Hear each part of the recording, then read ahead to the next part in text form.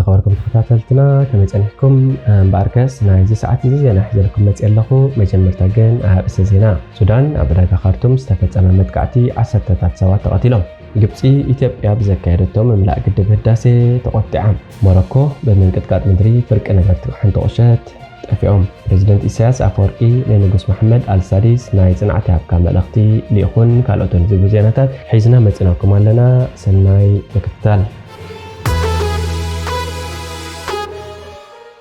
ፕሬዝዳንት ኢሳያስ አፈወርቂ ንጉስ መሐመድ አልሳዲስ ናይ ጽንዓት ያብካ መልእኽቲ ሊኹ تمال 10 مسكرم 2023 بمخنيات اتاب زمن افريقاوي هاجر موروكو تخصيتو زلو كبيت سبعون نواتاون عنوان زختله من قطقات مدرس يعبو بريزيدنت إسياس أفورقي ناب نغوس محمد السادس ناي صنعت يابكا ملأخت لإخو بريزيدنت إسياس أم ملأختو حزبن منكسن إرترا مس موروكو بسنكت تمال زغوانف من قطقات مدري مدفع هيوت لعلى خلتشحن زبسس عبو سفيح عنواتن استسمع عميق حزن قاليصو موروكو من قطقات مدري فرق نبرت حنت قشت طفيهم ጋዜጠኛታት ቢቢሲ ዝረኸቦ ሓደ ነባር ቆሸት ተፈጋግተ በተአመረኮ ዘጋጠመ ምንቅጥቃጥ ምድሪ ዘጋጠመ ዕንወት ሓፈሻው ገምጋም ይዛረብ ንፈለማ ዝረኸብናዮ ነባርታት ተፈጋግተ ተባለት ቆሸት ኣብታ ሃገር ሞሮኮ ብዘጋጠመ ምንቅጥቃጥ ዝሰዓበ ዕንወት ሓፈሻው ገምጋም ይህብ ኣብዛ ዓዲ ዝነብሩ ሰባት ወይ ኣብ ሆስፒታል ኣለው ወይ ድማ ሞይቶም ይብል ኣብ ላዕሊ ፍርስራስ ኣባይቲ ደይብካ ክትዕዘብን ከለኻ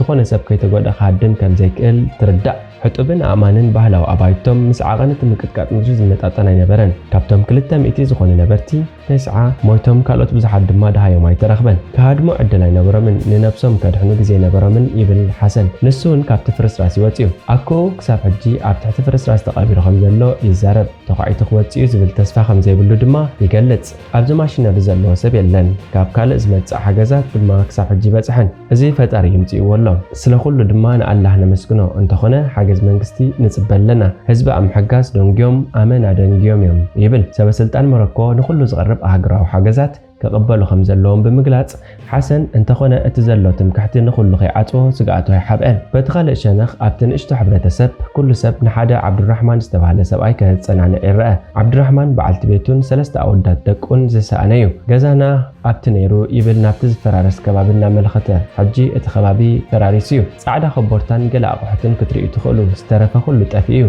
عبد الرحمن دحرت من كتكات 3 كيلومتر رحقو ابزركب معدل الندادي سرحو نغزؤنا قويه خمس خدي يذكر اب كباب غزو مس بصحه اسماء دق عاوي لخصوع جميرو صاوعيت كالو سباتون يسمع نبره ملس جن ايرخبن ما لقبيرنايم يبل كنرخبهم كلنا كلهم تتصقاقيطهم نيرهم ثلاثه ماودات دق يسميم نيرهم مستمن قطقات مدري كيدوم ابتي نتاقشت مسكالوت كبابيتات زرخب غدنا اب حدا داس بزحات سبات كفيلم يرايو اب كل انفت زحزم بخيات يسمع المقرب اوان تفحير زو صريسا نايغول 10 عمت كاليفا كم بحدش بخيات قسقيسلو از تريت حزن اب كباب جو اطلس نايزر كباب بزحات كشوتات مركو كينتيو قلطف حاجز دما يدلين ግብጽ ኢትዮጵያ በዘካሄደቶ መምላእ ግድብ ህዳሴ ተቆጥዓ ግብጽ ኢትዮጵያ ነተኣመንጎ ክልተን ሃገራት ምስሓፍ ፈጢሩ ዘሎ ግድብ ህዳሴ ናይ መወዳእታ መምላእ ማይ ከም ዘካሄደት ምግላጻ ከም ዘቆጥዓ ገሊጻ ኢትዮጵያ ኣብ ፈለግ ኣባይ ወይ ድማ ኒል ካብ 2011 ዓመተ ምህረት ጀሚራ ክታንጾ ጸንሐት ዓቢ ግድብ ምስ ግብጽን ሱዳንን ክትሰሓብ ጸኒሓያ ግብጽ ማያዊ ጠለባታን መምላእ ብቐንዱ ኣብ ተፈለግያ ትምርኮስ ኢትዮጵያ ብወገና እቲ 4.2 ቢልዮን ዶላር ወጻኢ ዝተገብረሉ ግድብ ኣብ قرب ما جبت إذا صعوبة هترت كم زي الله تجلت قدمها مستر أبي أحمد من جدي إكس تويترو عبد زرقها حبرتها رابعين نمود دقتان من ملا ما يجد في الداسة بعوض كم استفدت أما خجلت سألكم من كله عب حجوز يسمعني إلو أت بروجكت وشتاون دقون أنكفتات كتيمو خمسين برز حبرت قدمها مستر نخلو تسعيرنا إلو أتجدب قبل كاتيت كل التشحن إسران كل التنجميرو حيل إلكتريك يمن الله كابتي 220 مليون حزبا التفرق قرب حيل إلكتريك زي ركب ኢትዮጵያ ኣብ ግድብ ህዳሴ ንፍርያት ሓይሊ ኤሌክትሪክ ተሃገር ብዕጽፍ ከምዛ ኣብዮን እዚ ኣብ ልምዓት ተሃገር ኣዝዩ ኣገዳሲ ምዃኑን ተኣምን እቲ ካብ ዶብ ሱዳን ከባቢ 30 ኪሎ ሜትር ርሕቆ ዝርከብ ግድብ 6000 ሜጋዋት ካብ ፈሳስ ማይ ዝምንጩ ሓይሊ ኤሌክትሪክ ከፍሪ ትጽቢት ይግበር ግብጽን ሱዳንን እቲ ሕጽረት ጸዓት ዘለዋ ኢትዮጵያ ነቲ ዘለዎን ሕጽረት ማይ ዝያዳ ከተጋድዶ ትኽእል እያ ብዝብል ስጋት ኣብ መስርሕ ግድብ ህዳሴ ሓባራዊ ስምምዕ ክብጽሕ ከም ዝግባእ እየን ዝገልጻ ነቲ ፕሮጀክት ብዝምልከት ዝካየድ ዘተ ካብ 2021 ተቋሪጹ እኳ እንተጸንሐ ኣብ ዝሓለፈ ወርሒ ኣብ ካይሮ ተኻይዱ ነይሩ። እታ ኣብ ኩናት ተሸሚማ ዘላ ሱዳን ዛጊት ነቲ ብሰንበት ዝወፀ መግለፂ ቀዳማይ ሚኒስትር ኢትዮጵያ ምላሽ ሃበትን። ሚኒስትሪ ጉዳያት ወፃኢ ግብፂ ብፌስቡክ ኣብ ዝዘርግሖ መግለፂ በይናዊ ምምላእ እቲ ሓፅቢ ነቲ ኣብ 2015 ዓመተ ምህረት ግእዝ ተበፅሐ ስምምዕ መትከላት ዝጥሕስ ምዃኑ ክገልጽ እንከሎ ንተግባር ኢትዮጵያ ዘይሕጋዊ እዩ ኢሉ። ስምምዕ መትከላት መስርሕ ምምላእ ማይ ቅድሚ ምጅማሩ ሰለስቲአን ሃገራት ኣብ መምርሒታት ምምላእን ናብ ስራሕ ምእታውን ግድብ ህዳሴ ናብ ስምምዕ ክበፅሕ ይጠልብ ይብል እቲ መግለፂ። ወሲኹን በይናዊ ስጉምትታት ኢትዮጵያ ነቲ ኣብ ኣህጉራዊ ሕጊ ዝሰፈረ መትከላት ረብሓን መሰላትን ከምኡውን ውሕስነት ማይ ኣብ ታሕተዋይ ተፋስስ ናይ ዝርከብ ሃገራት ዕሽሽ ምባል እዩ ኢሉ።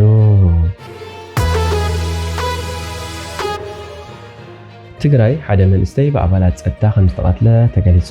ኣብ ዞባ ሰሜናዊ ምዕራብ ትግራይ ወረዳ ጽምብላ ኣባላት ጸጥታን ሓደ ሓረስታይ ወዲ 35 ዓመት መንእሰይ ብበትሪ ወቂዖም ከም ዝቐተልዎ ስድራ መዋቲ ንቢቢሲ ገሊጾም። መዋቲ ኣብ ወረዳ ጽምብላ ጣብያ ዘናቑለን ቁሸት እንዳ ሚካኤል ዝነብር ሃይለ ኣያልነህ ዝበሃል ምዃኑ ተፈሊጡ። ኣባላት ጸጥታ ነቲ ሓረስታይ ኣብ ምሻጥ ጠያይቲ ተዋፊርካ ኢሎም ከም ዝሓዝዎ ይግለጽ። ኣብ ምሻጥ ጠያይቲ ብዛዕባ ምውፋሩ ዝተዋህበ ሓበሬታ ግን የለን። ሓዊ መዋቲ በሪሁ ኣያልነህ ኣብ ወረዳ ጽምብላ ዕጡቃት ጠያይቲ ይሸጡ ኢሎም ዝጠርጠርዎም ውልቀ ሰባት ከም ዝኣስሩን ብሕሱም መግረፍቲ ሓደ ወዲ ንሓወይ ሃይለ ኣያልነህ ከም ዝጠቀሞ እቶም ዕጡቃት ድማ እመን ብምባል ከም ተመን ቀጥቂቶም ቀቲሎሞ ይብል። ኣብቲ ከባቢ ዝርከቡ ኣባላት ጸጥታ ኣብ መሸጣ ጠያይቲ ተዋፊርካ ኢኻ ኢሎም ከእምንዎ ከም ዝቀጥቀጥዎ ምሕር ምስ ደኸመ ስድርኡ ናብ ሕክምና እናወሰድዎ ገና ናብ ሕክምና ወረዳ ከይበፅሐ ኣብ መንገዲ ከም ዝሞተ ሓዊ መዋቲ የረድእ። ስድራ መዋቲ ሽዑን ሽዑ ንፖሊስ ከም ዘመልከቱን ፖሊስ እውን መርመራ ሬሳ ንምግባር ኣስከሬን ናብ ሆስፒታል ዓይደር ኣምፂኡ ውፅኢት ይፅበ ምህላውን ተፈሊጡሎ።